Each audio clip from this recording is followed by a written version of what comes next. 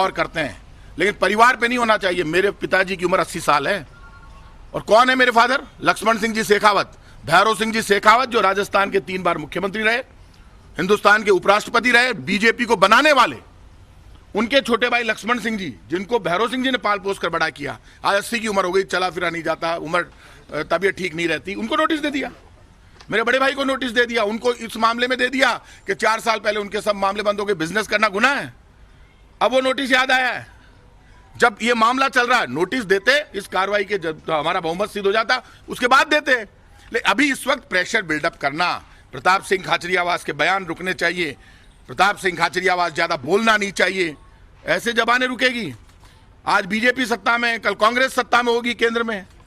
इस तरह की एजेंसियां जिनका पॉलिटिकल इस्तेमाल होता है, वो एजेंसियां ना बीजेपी के लिए ठीक है ना कांग्रेस के लिए। आपको लगता है सब राजनीति से प्रेरित है? बिल्कुल राजनीति से प्रेरित है। और जब से ये राजस्थान में, मुझे तो दुख इस बात का है कि पहले कार्रवाई हुई, मुख्यमंत्री अशोक गहलोत जी के भाई के यहाँ पर ईडी ने सर्च किया, पुराने मामले में किया, नोटिस दिए गए। उसके बाद उससे पहले धर्मेंद्र राठौड़, राजीव अरोड़ा, कितने ही लोगों के ऊपर कार्रवाई हुई ईडी इनकम टैक्स की। अब प्रताप सिंह खाचरियावास, जब मुझे पहले नोटिस दिया जाता है, फिर उसको बदला जाता है, फिर बुलाया जाता है, तो मैं कोई डर तोड़ना रहा हूं, मैं तो जाऊंगा ही।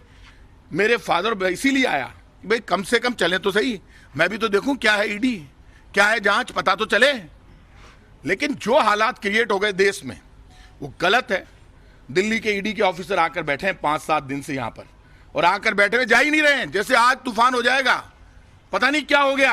अरे ईडी, इनकम टैक्स, आप पैसे के मामले में बात कर सकते हो, बिजनेस के मामले में बात कर सकते हो, ट्रांजैक्शन, कोई मर्डर तोड़ना हो गया, कोई घोटाला तोड़ना हो गया। और ये पुराने मामले, 10-10 साल पुराने, 15-15 साल पुराने मामले, उनमें अचानक ऐसी क्या जांच एजेंसियां तेज हो गई? क्यों? आज कोई घटना हो गई जयपुर में, दिल्ली में कोई घटना हो गई, किसी की अटैची लेकर कोई भाग गया, कोई चोरी डकैती हो गई, ऐसा हुआ है क्या? कोई दिल्ली से आकर अफसर बैठे हुए 10 दिन से, कोशिश हो रही है प्रताप सिंह जी के फादर से बात हो, उनके ब्रदर से बात हो, हॉस्पिटल में एडमिट, उनकी तबीयत ठीक नहीं है ब्रदर की, तो वहां पहुंच जाओ, कोरोना चल रहा है, कोई मतलब नहीं कोरोना से। हालात जो देश के बदल रहे हैं वो ठीक नहीं है, और मैं इतना कह सकता हूं, हालात कुछ भी बदले, लेकिन हमेशा ये राजनीति के सारे बिल्कुल राजनीतिक षड्यंत्र के तहत हो रहा है। हमेशा सच्चाई की जीत होती है, और आज तो जन्माष्टमी है। हानि लाभ यश अपयश जय पराजय विधि हाथ है, और विधि सुदर्शन चक्र वाले के हाथ है, और सुदर्शन चक्र वाला मेरे साथ है।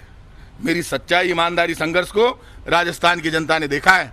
जब से मैं स्टूडेंट रहा तब से मैं लड़ रहा हूँ राजस्थान की धरती पर, और मैं उस परिवार का बेटा हूँ जिसने राजस्थान की राजनीति में कई मुकाम लिखे हैं। इसलिए मुझे ये नहीं समझा है, और मैं आज आपको कह रहा हूँ कि संग्राम कोई भी हो, रण कोई भी हो, उस रण में हमेशा सच्चाई की जीत होती है।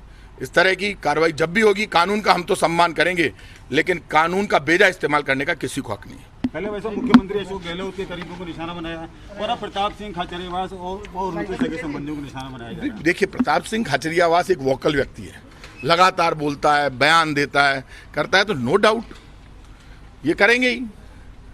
तो जो बयान देगा बार बार, ये मेरे सी हैं मुंद्रा जी, हमारे ये गर्ग साहब हैं, ये सब लोग हमेशा जवाब दे, सब क्लियर है। लेकिन अब क्या करो आप, तो जहां जवाब देना होगा देंगे, कोई दिक्कत नहीं। सत्ता लोकतांत्रिक जो प्रक्रिया है हमारी, उसमें इन जांच एजेंसियों का दुरुपयोग, देखिए, लोकतांत्रिक प्रक्रिया में मेरा ये मानना है, जांच एजेंसियों का दुरुपयोग करने का किसी भी पार्टी को, किसी भी सरकार को हक नहीं है, और वो होना भी नहीं चाहिए। वो हमारे लिए भी ठीक नहीं है, किसी और के लिए भी ठीक नहीं है। क्योंकि जब परिवार पर ये, इससे क्या होगा, बीजेपी और कांग्रेस आपस में इस तरह हम करेंगे ना, तो पारिवारिक हमले होंगे, करेंगे, तो उससे राजनीति कमजोर होगी, डेमोक्रेसी कमजोर होगी, देश में लोकतंत्र कमजोर होगा, तो देश भी कमजोर हो जाएगा, और उसका गलत संदेश जाएगा। इसलिए डेमोक्रेसी मजबूत रहे, और उसमें कम से कम हम हमारी हद में रहकर काम करें, तो हमारे लिए अच्छा है। ठीक है, थैंक यू।